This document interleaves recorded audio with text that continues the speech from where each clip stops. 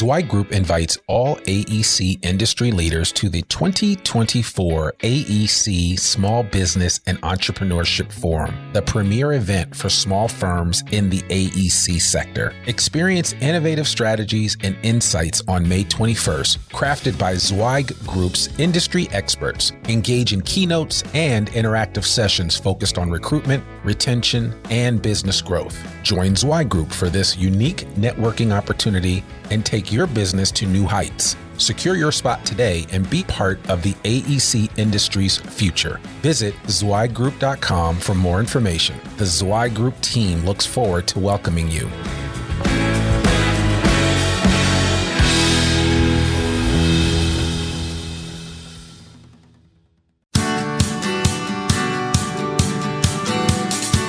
Welcome to the Zweig Letter Podcast, putting architectural, engineering, planning, and environmental consulting experts straight talk in your ear. These podcasts deliver great interviews with industry leaders and Zweig Group's 3 decades of invaluable research, leadership, management, marketing, client, and HR advice directly to you, free of charge. The Zweig Letter Podcasts let you develop personally and professionally, wherever you are.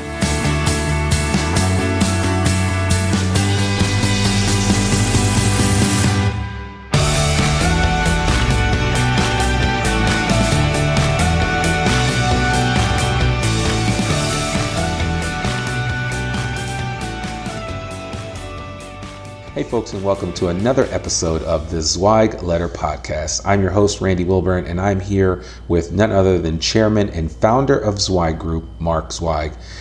Mark is gracious enough to join us today for another episode, and we're going to talk today about the art of client management. He wrote an article recently in the Zweig Letter. It was from originally June 18th of 2018, where he talked about the importance of client management. He said client management is something anyone who owns an AEC firm should be concerned about. And so today I wanted to get Mark in a corner and talk with him a little bit about this and get his thoughts on this whole idea of client management. And it's not something that every firm does really well. And if you don't manage your clients properly, you won't have them for long. And so I think that, I'd love to hear what Mark's thoughts are about this and see what he has to say. And I think some of you will find some of this information very helpful as you move forward and build and continue to build relationships with your clients. And it's something that you want to see improve over time. You don't want to be going backwards, especially as it pertains to working with clients. You want to go forward and build true relationships with them, because when you do that, it's so much easier than having a transactional relationship with a client. So, Mark, how you doing today? Pretty good, man. Good. So why don't you talk about this? I know each time you write this article, and I don't know if I've ever asked you this, but are you generally inspired specifically by a situation that comes up, or is it more just a stream of consciousness where it's like, this is an issue that I've seen before and I want to talk about it? But I know sometimes you deal with different things that happen and that spurs you to write about it. And I didn't know that was the reason why you decided to write about the art of client management. I don't know that it was in this case, but yeah, it does happen sometimes. Okay. So there wasn't necessarily a specific incident that made me think of this. Okay. So you, one of the things that you said, and there are a couple of things that you outlined in this article, but the first thing you said is that you have to be organized effectively for it to work. Would you be willing to kind of expand on that idea? Well, I mean, I think, some people need to know who is responsible for the client. Right. I can't have good client management if nobody even knows that they're responsible to make that client happy. Yeah. So, that's kind of where it starts. Right away. I think a lot of companies have sort of a chaotic system where there's a lot of different people working for a client and nobody, quote, owns that client or is responsible for that client. And that's when bad stuff happens. Yeah. Somebody's got to be a clearinghouse. Somebody's got to coordinate what's going on there. Yeah. Somebody has to have a relationship at the highest level in that client organization that transcends individual projects. Yeah. And I know that, especially, I know even when we put out proposals and we let a client know who's going to be working with them, we usually tell them who the principal in charge will be. Right. We tell them who the project manager is going to be, or the leader of that particular project, and then we tell them who the other team members are. Yeah. So that everybody that's part and parcel of that project knows what their role is on it. I think that's really important. It's really not the way most companies operate. There's still a lot of companies don't even have a principal in charge. Really? Of the individual job, and then they have lots of different project managers working for that client. Yeah. And you can see how things can go wrong. How are some firms able to still remain somewhat successful even with a dysfunctional setup? That's a good question. Because we had some people raise their hand at a recent TPA event, and they come from a pretty solid firm, but they were the first people to raise their hand and say, we have no direction when it comes to that. Mm-hmm. And they're, we don't really know it's just by committee, and it's like, okay, well, the next person up, they'll be the one to deal with this. So how can you be successful in spite of that? Yeah. Because demand exceeds supply. Okay. And you have individuals in these companies who do a pretty good job. Yeah. And they're pretty good people. Right. And so that makes up for a lot of problems. And I think that's the best explanation I can give. Yeah, but that's unfortunate though, because in actuality, you could really take your service and your ability to serve the need of the client to another level. That might be why some of these companies grow from nothing to 2,000 people, and other ones grow to 30. Yeah. I mean that could be part of it. Yeah. Yeah. Is that they are thinking about these problems and addressing them more effectively. Yeah. Firm-wide. Absolutely. So the next thing you mentioned was that you said you can't let just anyone be a principal in charge or PM for any specific client. Exactly. You have to match up the people. Yeah. And everybody's different, and they're going to respond differently to different types of people. So you need to be smart about that. Yeah. Your heartland conservative former military officer, CEO of a company based in the Midwest is not going to want to deal with the same type of person as the 20-person lighting design firm with offices in San Francisco and New York. Right. They're just different, and they're going to take different types of people. Yeah. That'll probably be more successful.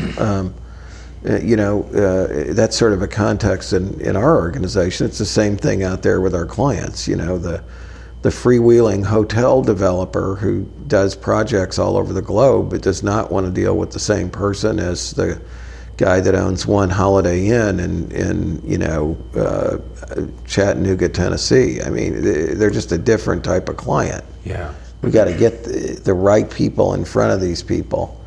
The ones who are likely to succeed, the ones they're likely to identify with, the ones they're likely to respond best to, and have just a little common sense. Yeah. So, and that really allows you to pair your people up. Your people being the design firm leader, your people up with clients for success in the long term, and ensure that you have a healthy relationship. Exactly. So. You also said that you have to be careful not to impose your values on the client. What did you mean specifically by that? Well, I think there's certain people who just have particular political leanings or religious orientation or whatever that feel like they've got to, sell that to everybody they deal with. Mm-hmm. And that includes their clients. And you can turn people off doing that. I just don't believe in it. Yeah. I don't think it's the right thing to do. Yeah. If you're on a mission and you're dealing with your personal life and your personal time, maybe that's a different matter, but not when it comes to business. I don't think everybody has to have the same value system I have. I just don't. Even though I wish they did sometimes. Yeah. I think the world would be a better place, but they just don't. So I'm not going to try to ram anything down anybody's throat. If you do, you're going to be alienating people. Today, people are very divided. And so the odds are you're going to alienate somebody if you start going down that path. Yeah. Somebody you might want to be doing business with. Yeah. And for that very reason, it's one of the things where you've decided not to talk about certain things. What are those things that you specifically tell people? Because I know you say it all the time. Well, I do. I mean, I think religion, politics, sort of hot social topics, I just try to stay away from. Yeah.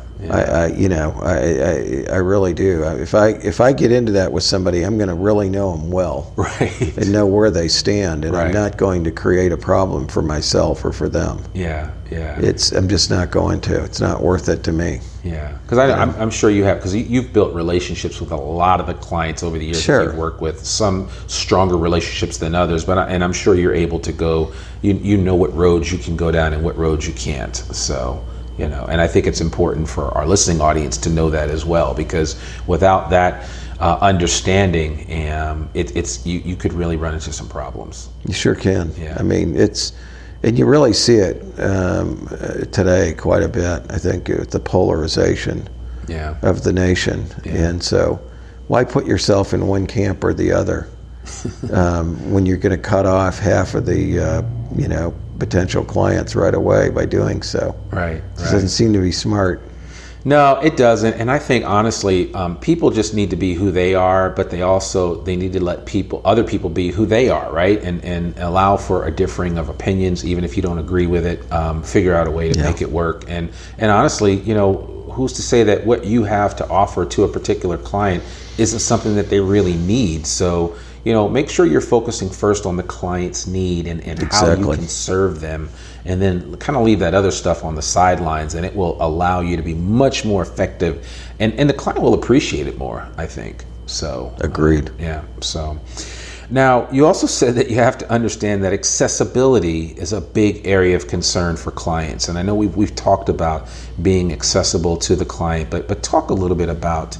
Well, it's taking those barriers down. It's having your cell phone number on all your outbound emails. It's having your cell phone number on your card, having direct dial numbers so people don't always have to go through a reception desk or auto attendant, or secretaries who pre-screen all calls. If you have that, you're not that accessible. Right. Yeah. Those are the kinds of things. Certainly response time is part of it, but the other part of it is just, can they find you? Yeah. Can they get to you directly, or do they always have to go through the voicemail system with a random, trying to figure out what your extension is, and then leaving a message for you on your company voicemail that you don't check? I mean, yeah, horrible. Yeah, you see it all the time, and it's so funny. I mean, I've dealt with some clients that they'll contact and reach out to me and say, hey, I need this and that, and then say, please get back to me with it, and then you get back to them, and then you get back to them, and then you get back to them, and then finally they have somebody else get back to you. They don't even respond to you. They have somebody else get back to you, and that speaks volumes. No, I hate that. And that really drives me crazy, especially when you want to bend my ear and ask me a lot of information and try to get advice from me, and then ask for maybe a proposal or something. Then I reach out and give it to you, and then you don't respond, and then you have somebody else on your team respond. Terrible. I think it's a bad practice. Yep, I agree with you. It really is. So, and it speaks volumes about your ability as a leader to be able to engage with people, when and where possible. I mean, we have these things called the cell phone nowadays. It's a supercomputer in our pockets, and there's no reason for you not to be able to respond. And to get back to people and to make yourself accessible. Nobody's asking you to drop your fork in the middle of dinner, but there certainly are ways for you to let the client know and communicate to them that you are available for them. Absolutely. So, those gatekeepers, some of the old timers in this business have these gatekeepers. Yeah. They can really be a pain. Yeah. Where everything, it's like many times I've done this.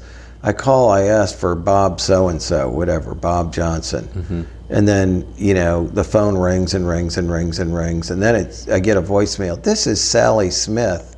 If you'd like to, so I always dial back to the operator and go, I asked for Bob Johnson, but I got somebody named Sally Smith. And I know what it is. Right. Sally Smith is Bob Johnson's personal servant. Yeah. Okay.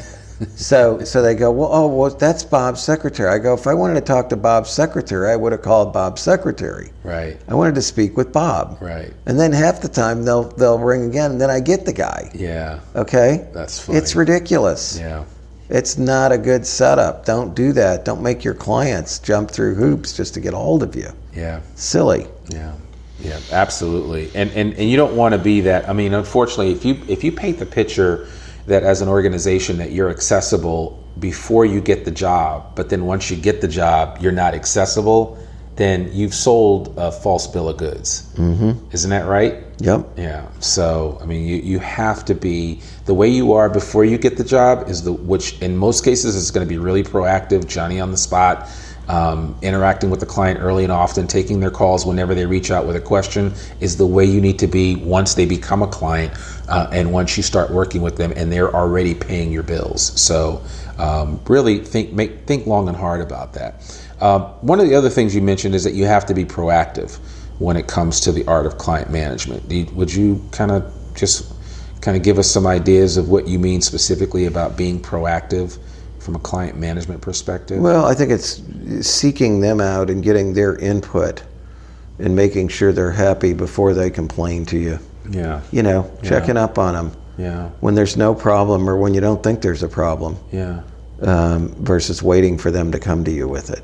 Well, that gets into the whole relationship building phase that you've talked about, and the fact that you are very intentional about just chatting with clients in general just to see how they're doing and not make it I've got to call so-and-so to let them know about this or that on a project. Yeah, you certainly have to do that, but sometimes it's good just to reach out to a client and see how they're doing. How are things going? How are the wife and kids? What's life like in their neck of the woods? I mean, would you agree that that's Absolutely. not a bad approach? No, I think that's what you got to do. Yeah, I mean, I know you have a lot of relationships with clients that are predicated on that.